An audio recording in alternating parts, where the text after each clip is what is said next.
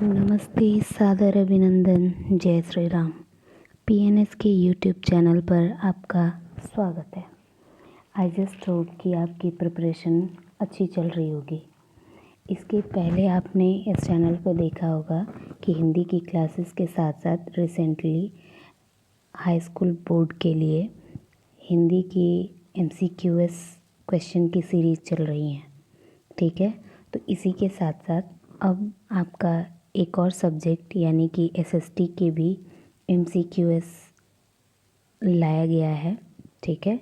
तो बस आप अपना जितने देर का ये वीडियो है उतने देर फुल कंसंट्रेशन के साथ अगर वीडियोस देख लिए, पूरा दिल दिमाग के साथ आप इस वीडियो के साथ जुड़े रहे, तो आई जस्ट होप कि आप 20 आउट ऑफ 20 MCQS में पा ही जाएंगे। ओके, तो लेट्स स्टार्ट द वीडियो। आपका फर्स्ट क्वेश्चन है, भारतीय राष्ट्रीय कांग्रेस की स्थापना कब हुई? ठीक है, ऑप्शन है 1882, 1885, 1887 एंड 1880। ठीक है, चलिए आंसर करिए। तो भारतीय राष्ट्रीय कांग्रेस की स्थापना कब हुई थी? 28 दिसंबर 1885। ओके, और इसकी स्थापना किया किसने था? तो E.O. ह्यूम, ठीक है। और भी इसमें संस्थापक थे जैसे कि दादा भाई नौरोजी और दिनेश वाजा, ठीक है। लेकिन जब भी आपसे ये पूछा जाए कि भारतीय राष्ट्रीय कांग्रेस की स्थापना किसने की, तो आप बताएंगे E.O. ह्यूम। यानी कि आपका जो क्वेश्चन नंबर 1 था कि भारतीय राष्ट्रीय कांग्रेस की स्थापना कब हुई, तो आपका कौन सा ऑप्शन सही होगा? Option number 2। ओके, चलिए चलते हैं अब नेक्स्ट क्वेश्चन पे। नेक्स्ट क्वेश्चन क्या है? आर्थिक महामंदी का आरंभ कब से हुआ? यानी कि आर्थिक महामंदी कब से स्टार्ट हुई? तो ऑप्शन है 1928, 1929, 1930, 1932। ठीक है, चलिए बताइए। बताने से पहले ये बता दीजिए कि मंदी होती क्या है। ठीक है, चलिए जान लेते हैं कि मंदी क्या होती है। वैसे तो आप जान रहे होंगे बट फिर भी एक बार रिपीट कर लेते हैं कि रिवीजन कर लेते हैं। मंदी क्या है? तो मार्केट में जब किसी भी प्रोडक्ट की जो डिमांड, यानी कि जैसे मार्केट की दो पिलर हैं, डिमांड एंड सप्लाई, यानी कि मांग और पूर्ति, ठीक है। तो जब डिमांड में कमी होती है तो उस टाइम पे उस मार्केट में, या बोलेंगे कि मार्केट में मंदी छाई हुई है, ठीक है। तो प्रथम विश्व युद्ध के बाद ऐसा सिचुएशन बना था कि पूरा विश्व आर्थिक मंदी से जूझ रहा था, ठीक है। तो वो कब शुरू हुआ वही आपको बताना है। कब हुआ था? तो वो है 1929, यानी कि ऑप्शन नंबर 2, ठीक है। तो आपको पता चल गया कि आर्थिक महामंदी या फिर इसी को कहते हैं विश्वव्यापी मंदी का आरंभ कब से हुआ? तो 1929, और कब तक चला? तो 1933, ठीक है। चलिए नेक्स्ट क्वेश्चन पे। नेक्स्ट क्वेश्चन क्या है कि निम्नलिखित में से यह किसका कथन है? क्या कथन है? जब फ्रांस छींकता है तो बाकी यूरोप को सर्दी जुकाम हो जाता है, ठीक है। ऐसे सर्दी जुकाम इन द सेंस की संक्रामक बीमारी, ठीक है। तो यह संक्रामक बीमारी यानी कि फ्रांस जो है जो करेगा उसका ही अनुसरण बाकी के यूरोपियन कंट्रीज़ करेंगे, ठीक है। तो ये कहना किसका है? तो ऑप्शन देख लेते हैं। ऑप्शन 1 है बिस्मार्क, 2 है कानूर, 3rd है मेज़िनी एंड 4th है मेटरनिख, ठीक है। तो ये कथन किसका है? चलिए जान लेते हैं। ये कथन है ऑप्शन 4 यानी कि मेटरनिख का, ठीक है। मेटरनिख कौन थे? तो मेटरनिख ऑस्ट्रिया के प्रधानमंत्री थे, और जानते हैं इन्होंने जो ये क्रांति चली थी, फ्रांस की क्रांति आपने पढ़ा है, उसी के बाद इनका ये कथन है।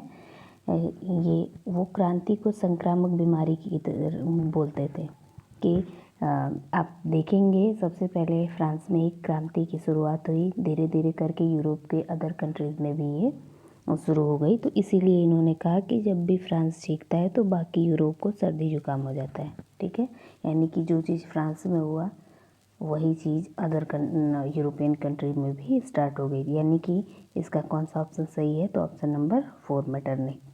ठीक है, चलिए चलते हैं नेक्स्ट क्वेश्चन की तरफ। नेक्स्ट क्वेश्चन क्या है कि जर्मनी के एकीकरण में मुख्य भूमिका किसकी थी, यानी कि जर्मनी का एकीकरण करने में मुख्य भूमिका किसकी थी, जिसके ऑप्शंस हैं Joseph Garibaldi, auto von Bismarck, Napoleon, William प्रथम। ठीक है, तो जल्दी बताइए कि जर्मनी के एकीकरण में मुख्य भूमिका किसकी थी, तो वो हैं ऑप्शन 2 ऑटो वन बिस्मार्क। ठीक है, समझ में आ गया। तो ये एक क्वेश्चन तो ये हो गया। एक चीज़ और जान लीजिए कि ये तो जर्मनी के एकीकरण में बिस्मार्क ने जो काम किया वही चीज़ जब भारत भी आज़ाद हुआ तो भारत को एक करने में किसकी भूमिका प्रमुख थी, तो क्या उनके बारे में आप जानते हैं? जी हाँ, वो हैं सरदार वल्लभ भाई पटेल। उनको भारत का बिस्मार्क कहते हैं। ठीक है, तो अगर कभी क्वेश्चन आ जाए कि भारत का बिस्मार्क किसे कहते हैं तो वो हैं सरदार वल्लभ भाई पटेल। ठीक है, और उनको क्या कहते हैं आप कमेंट बॉक्स में बताएंगे। ठीक है, नेक्स्ट क्वेश्चन है भारत में राष्ट्रपिता कहकर किसको संबोधित किया जाता है, तो ये तो क्वेश्चन बहुत इजी है, इसमें मुझे ऑप्शन देखने की भी ज़रूरत नहीं है, आपको पता होगा, है ना। तो भारत में राष्ट्रपिता कहकर किसको संबोधित किया जाता है, तो महात्मा गांधी, ऑप्शन नंबर 2। ठीक है, चलते हैं नेक्स्ट क्वेश्चन पे। नेक्स्ट क्वेश्चन क्या है, भारत में अवशिष्ट शक्तियाँ किसको प्राप्त हैं।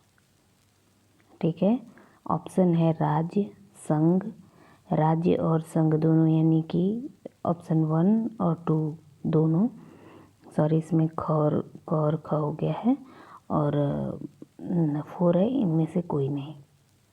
ठीक है, यानी कि भारत में अवशिष्ट, ये आपका किससे क्वेश्चन हो गया, पॉलिटी से। ठीक है ना, तो भारत में अवशिष्ट शक्तियाँ किसको प्राप्त है, तो वो है संघ। संघ मतलब क्या होता है, केंद्र।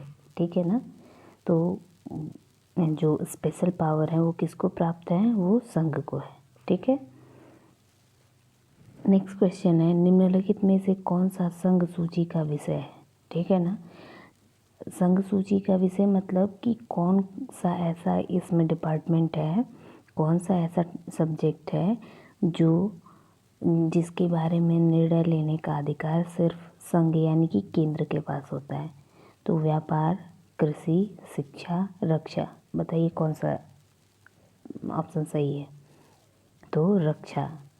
इसमें से इन ऑप्शन में रक्षा जो है इसके बारे में कोई भी निर्णय लेने का अधिकार किसके पास है, संघ के पास, केंद्र के पास है। ठीक है, रक्षा से रिलेटेड कोई भी चीज़ें हों या फिर इसके अलावा भी बहुत लगभग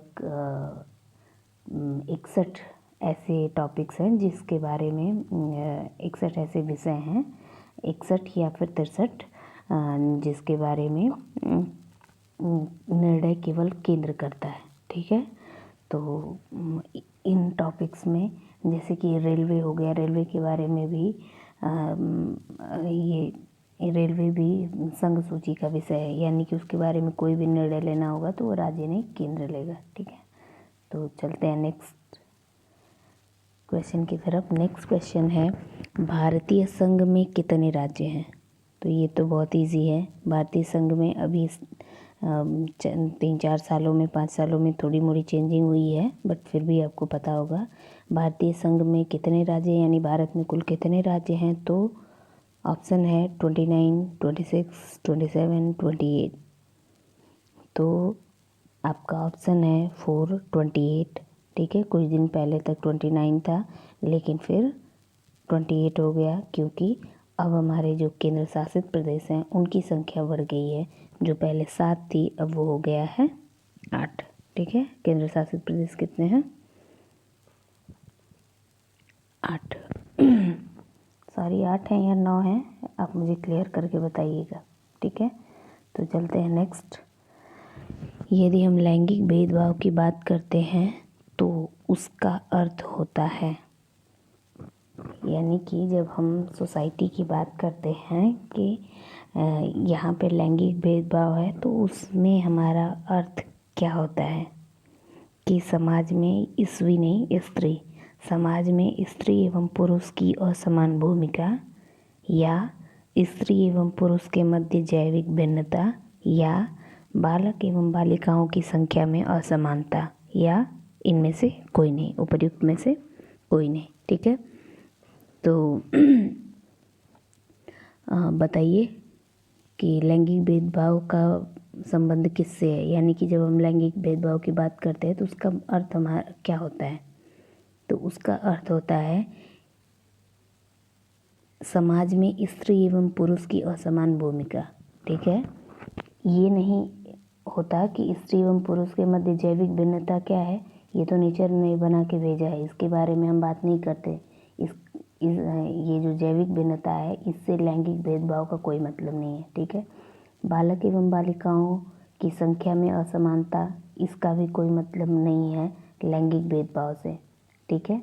लैंगिक भेदभाव का मतलब यही होता है कि किसी को समाज में समान भूमिका न मिलना स्त्री और पुरुष को, तो इस चीज़ को लेके हम बोलते हैं कि हमारे साथ लैंगिक भेदभाव हुआ है, या फिर यहाँ पे लैंगिक भेदभाव होता है। तो इसका यानी कि इस क्वेश्चन का आंसर क्या होगा, ऑप्शन नंबर 1, समाज में स्त्री एवं पुरुष की असमान भूमिका, ठीक है। तो चलते हैं नेक्स्ट वीडियो में। नेक्स्ट वीडियो क्या है कि निम्नलिखित में से कौन सा परंपरागत संसाधन है। सॉरी क्वेश्चन कोई छूट गया क्या।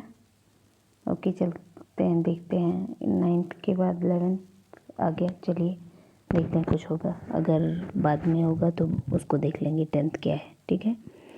तो क्वेश्चन है निम्नलिखित में से कौन सा परंपरागत संसाधन है। प्राकृतिक गैस, ज्वारीय ऊर्जा, सौर ऊर्जा, पवन ऊर्जा, ठीक है। तो क्वेश्चन करने से पहले हम ये जान लेते हैं कि परंपरागत संसाधन होता क्या है, ठीक है। तो परंपरागत संसाधन भी संसाधन होते हैं जो बहुत पहले से चलते चले आ रहे हैं, ठीक है। यानी पहले से हम जिन संसाधनों का उपयोग कर रहे हैं वो परंपरागत संसाधन कहलाता है, ठीक है। और जो अब नया नया जिसका हम अब उपभोग करना शुरू किए हैं वो कहलाते हैं गैर परंपरागत संसाधन, ठीक है। तो अब इसमें से ऑप्शन देख के आप बहुत आसानी से बता सकते हो कि इसमें परंपरागत संसाधन कौन सा है। प्राकृतिक गैस है, ज्वारीय ऊर्जा है, सौर ऊर्जा है, या फिर पवन ऊर्जा है। तो इसका सही आंसर है प्राकृतिक गैस, क्योंकि इनका प्रयोग हम पहले से करते आ रहे हैं, ठीक है। ओके, इनको बनने में बहुत साल लगे हैं, धीरे धीरे अब उनको हम संसाधन की तरह यूज़ कर रहे हैं, ठीक है। तो चलते हैं अब नेक्स्ट क्वेश्चन की तरफ। नेक्स्ट क्या है, लेटराइट मिट्टी निम्नलिखित में से किस राज्य में पाई जाती है, ठीक है। तो लेटराइट मिट्टी किन राज्यों में पाई जाती है। ऑप्शन है राजस्थान, हिमाचल प्रदेश, महाराष्ट्र, उत्तर प्रदेश, ठीक है।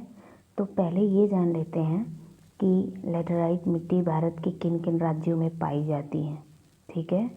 तो लेटराइट मिट्टी मुख्य रूप से तमिलनाडु, कर्नाटक, केरल, महाराष्ट्र, पश्चिम बंगाल, उड़ीसा, इन जगहों पर, इन राज्यों में पाई जाती है, ठीक है।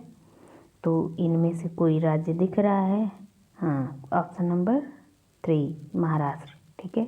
क्या आप ये बता सकते हो कि महाराष्ट्र में कहाँ पे। तो महाराष्ट्र में जो रत्नागिरी है वहाँ पे लेटराइट मिट्टी पाई जाती है, ठीक है। तो चलते हैं नेक्स्ट क्वेश्चन पे। नेक्स्ट क्वेश्चन है निम्नलिखित में से कौन सा राज्य तांबा का मुख्य उत्पादक है, ठीक है। यानी कि आप ये भी कह सकते हो कि भारत के किस राज्य में तांबा का उत्पादन सबसे अधिक है, यानी कि तांबा के उत्पादन में नंबर 1 पे कौन सा राज्य है। तो ऑप्शन है मध्य प्रदेश, उत्तर प्रदेश, तमिलनाडु, बिहार। ठीक है, तो आपका सही आंसर है मध्य प्रदेश, यानी कि नंबर 1 पर है तांबा उत्पादन में नंबर 1 पे है मध्य प्रदेश और नंबर 2 पे है राजस्थान। ठीक है, तो आपका सही आंसर हो जाएगा मध्य प्रदेश यानी कि MP। नेक्स्ट क्वेश्चन है, उपभोक्ता सुरक्षा अधिनियम कब बना था? ठीक है, उपभोक्ता सुरक्षा अधिनियम कब बना था? ऑप्शन है 1990, 1995, 1986, 1999। तो बता सकते हैं, जल्दी बताइए। बना था उपभोक्ता सुरक्षा अधिनियम बना था ऑप्शन नंबर 3 यानी कि 1986, 1986। ठीक है, चलते हैं नेक्स्ट क्वेश्चन पे। नेक्स्ट क्वेश्चन आ गया, क्या है? निम्नलिखित में से कौन सा संसाधन अजैव है?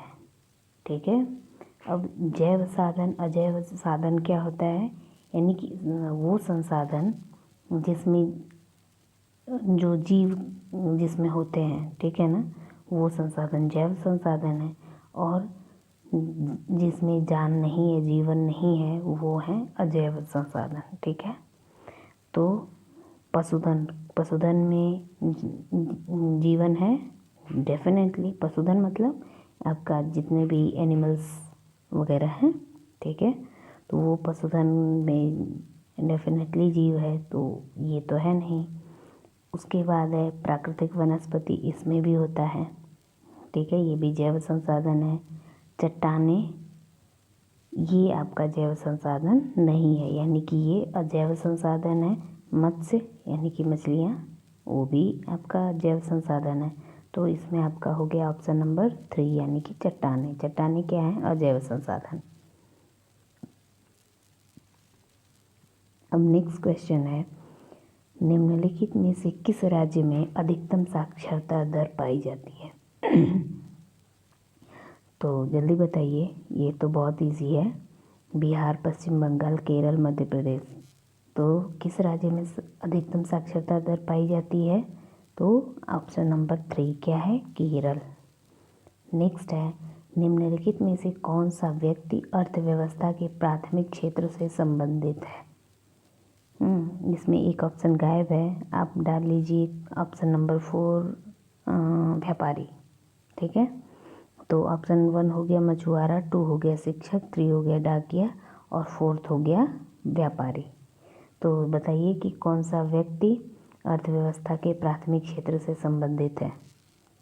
प्राथमिक क्षेत्र मतलब जब वो उत्पादन के कार्य में लगा हुआ है, तो उसके काम में मुख्य जो चीज़ होती है, मुख्य पार्ट होता है, वो नेचर का होता है, प्रकृति का होता है। ठीक है, वो नेचर से जुड़ा होता है, उसके उत्पादन में नेचर का सबसे इम्पोर्टेंट रोल होता है।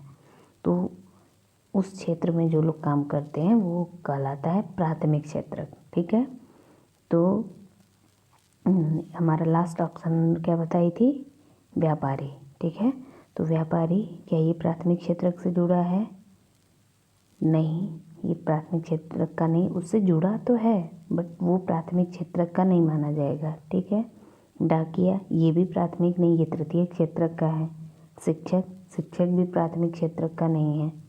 ठीक है, मछुआरा यस, ये है प्राथमिक क्षेत्र का।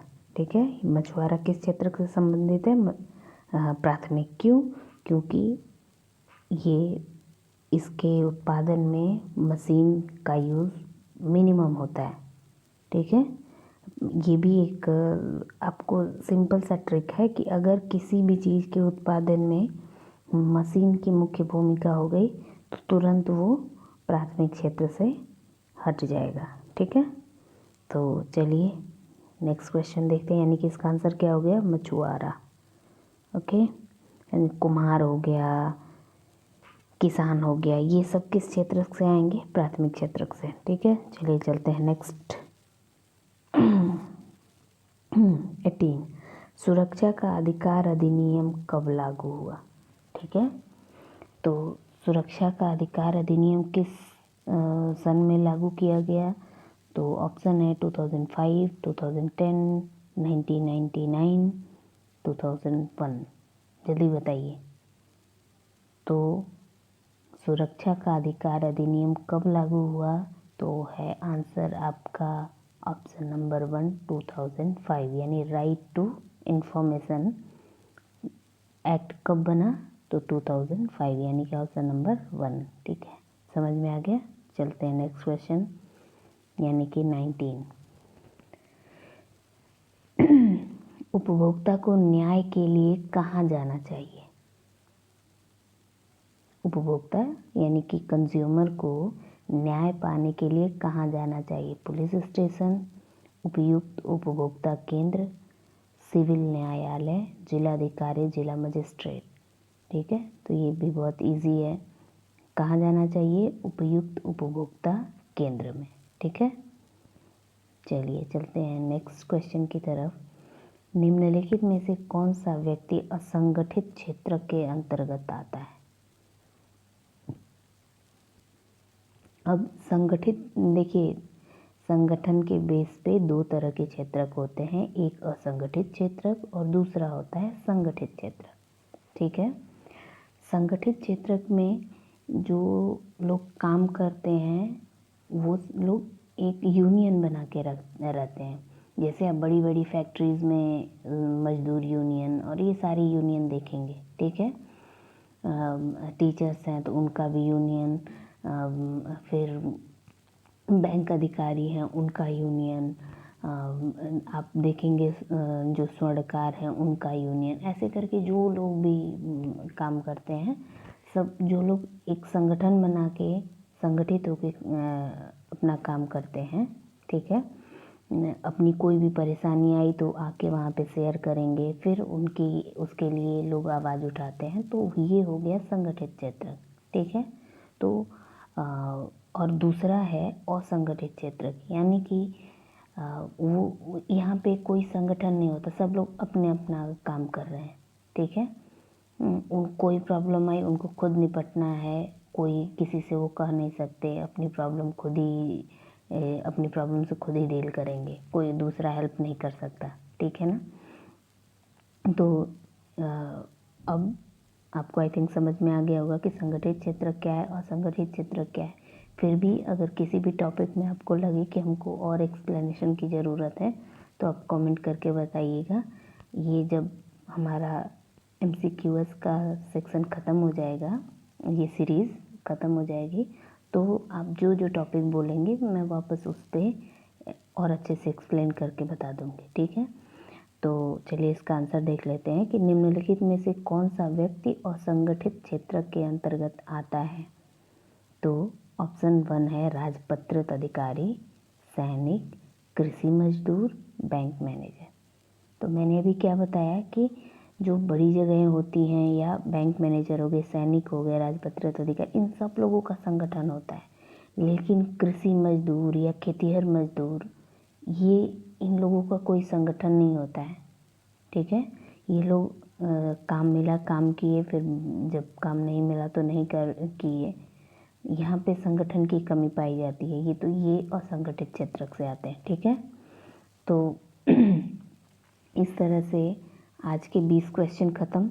आई थिंक कि ये 19 क्वेश्चन, ये एक क्वेश्चन छूट गया था। ठीक है, तो ये 19 क्वेश्चन ही हुए, एक क्वेश्चन नेक्स्ट वीडियो में एक्स्ट्रा कर लेंगे। ठीक है, 21 क्वेश्चन कर लेंगे। ओके, तो फिर मिलते हैं नेक्स्ट वीडियो में। आई जस्ट होप कि आपको अच्छा लगा। अगर अच्छा लगा तो कमेंट करके बताइएगा कि वीडियो अच्छा लगा। फिर हम सोशल यानी कि SST की नेक्स्ट सीरीज़ के साथ मिलते हैं नेक्स्ट वीडियो में। खुश रहिए, जी जितना मतलब आपके अंदर पावर है उतनी पावर के साथ पढ़िए। ओके, और 20 आउट ऑफ 20 लाइए। उसके लिए आपने अगर फुल डेडिकेशन के साथ ये वीडियो देखा है तो उसके लिए धन्यवाद। बिकॉज कि आप जब मार्क्स लाते हो तो जितनी खुशी आपको मिलती है उतनी ही खुशी हमें भी मिलती है। ठीक है, तो मिलते हैं नेक्स्ट वीडियो में। सी यू, बाय बाय, खुश रहिए।